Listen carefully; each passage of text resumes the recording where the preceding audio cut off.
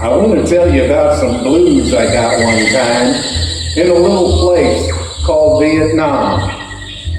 Now, I guess Vietnam's about as far away from here as you can get, because it didn't seem to matter which way the jet flew. Sometimes we'd go east, sometimes west, but no matter, 22 hours later, there you are in Vietnam.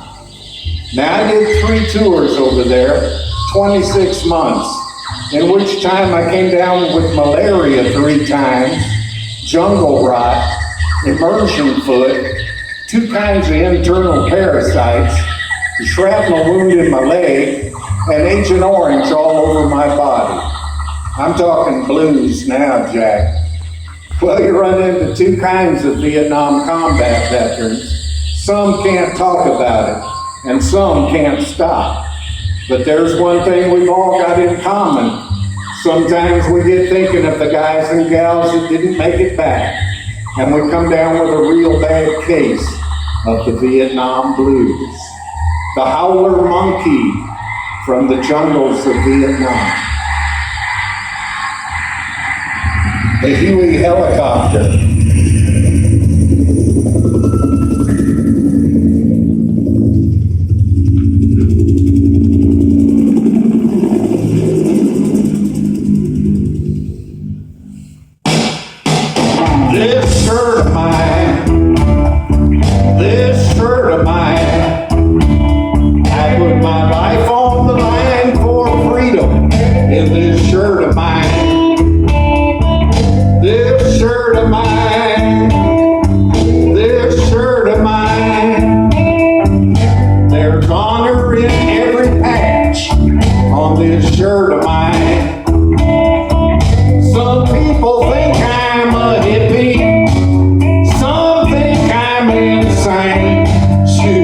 Some people think it's Halloween when I wear this shirt of mine.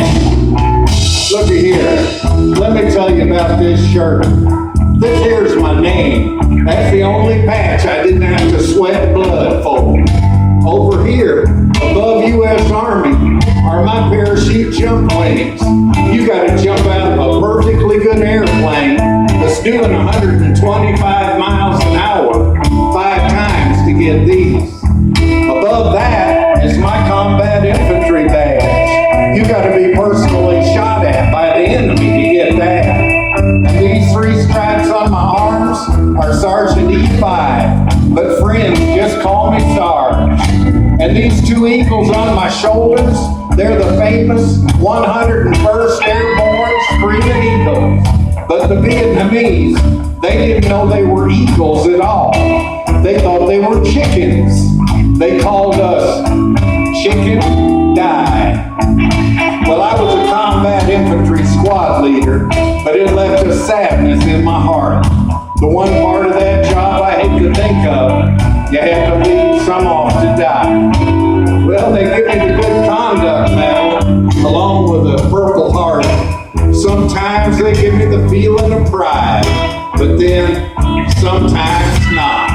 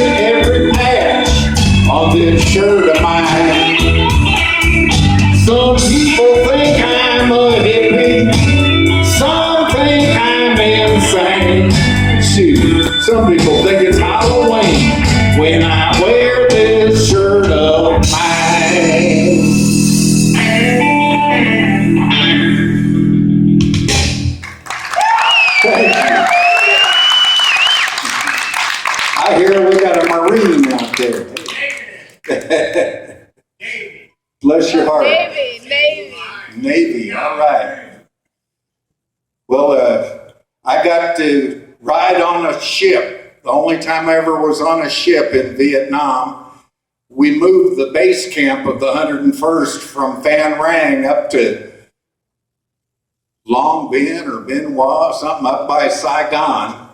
And we had to go up the Saigon River. I was in charge of all the containers. We were moving the whole shebang up there. And I was in a shipwreck. The only time I ever got on a ship, and I'm in a shipwreck. That's just the way I do things. We were coming up to dock, and there's this big, huge concrete thing coming out, and we're supposed to go in beside it. And the tugboat failed to show up that come around to the side and pushed us over there. And we're headed right for the end of this thing, and it becomes obvious way in advance we're going to be in a shipwreck. So I scurried up the front flagpole, and I'm hanging on, not knowing if it's going to tear me off of here and fling me out in the water or what, but I had the best view in the house. Well, there were 5 or 6 sampans, real long Vietnamese boats parked in front of this thing, and all of them were empty except this one, and the guy's in the back going like this with the rudder, trying to get it the heck out of the way, and it didn't work out for him. When we hit the bow of his boat, it catapulted him up, and he came up above the you Navy guys know how far that is. You look over the edge down to the water, you can't believe how far it is. But he was okay, and when we started going into that dock, it just kept going and crunching the front end. And this is one of them boats that opens up in the front and you drive in and out. And it took them hours of welding to get that thing open after that. But anyway, that's my naval experience, a shipwreck. Now, this next song was requested that I sing it. It's called Sister Soldier, and it's been, well, the women Vietnam veterans have a website, and the words to Sister Soldier are on their front page, and they passed it around email. It's been very popular, and it just touched my heart that I was able to strike a chord with the women veterans. And I tell everybody, you know, the Vietnam male veterans, we got the short end of the stick. But the women veterans, they didn't even get to feel the bark. So I wrote this song just for them. Number 5.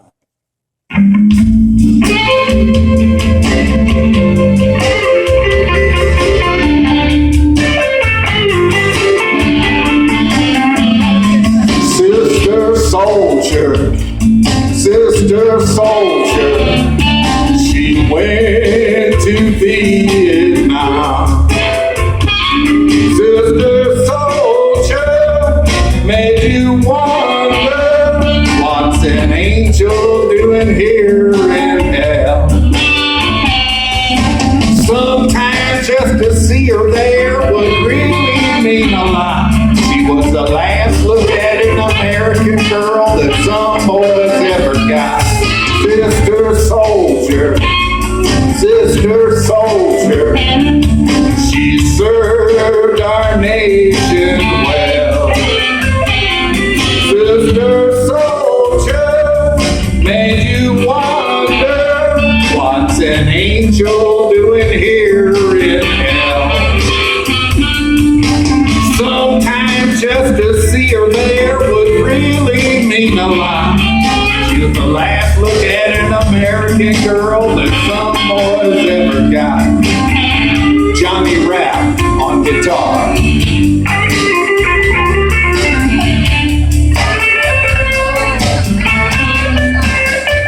My son just arrived.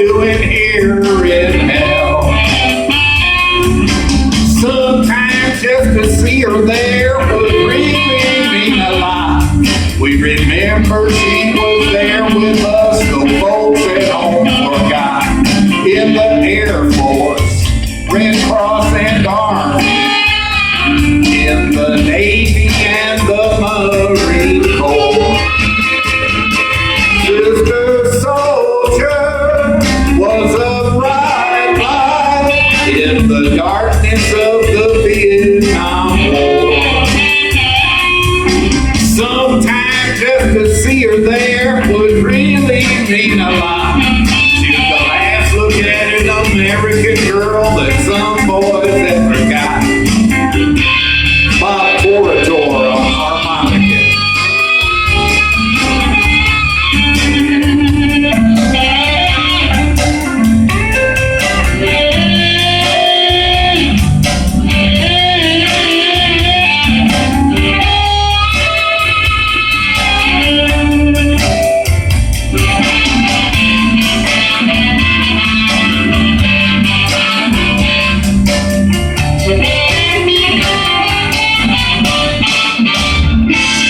Bless your heart, Sister Soldier.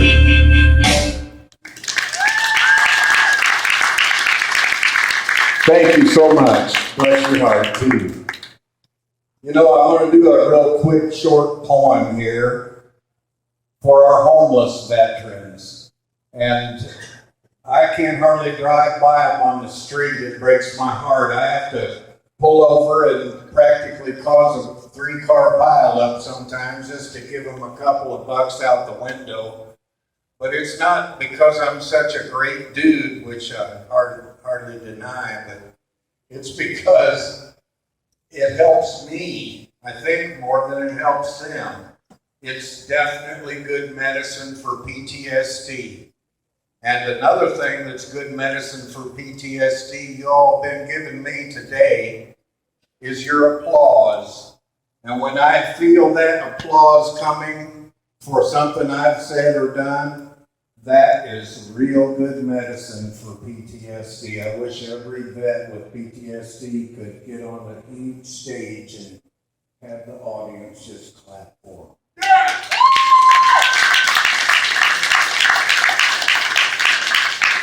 Street dog. I was raised up to be just a big puppy. Then they trained me to be an attack dog. After my career as an attack dog, they said I didn't fit back into the pack anymore, and they wanted to have me put to sleep. So I ran away and became a stray dog, looking for a kind handout, but expecting a kick. I tried to get a job as a guard dog, but after a few days, I wouldn't even let the owner in. Being a stray dog is no picnic, but being old and a stray is a bitter fate for any dog, especially since I'm not a dog at all. I'm an American veteran.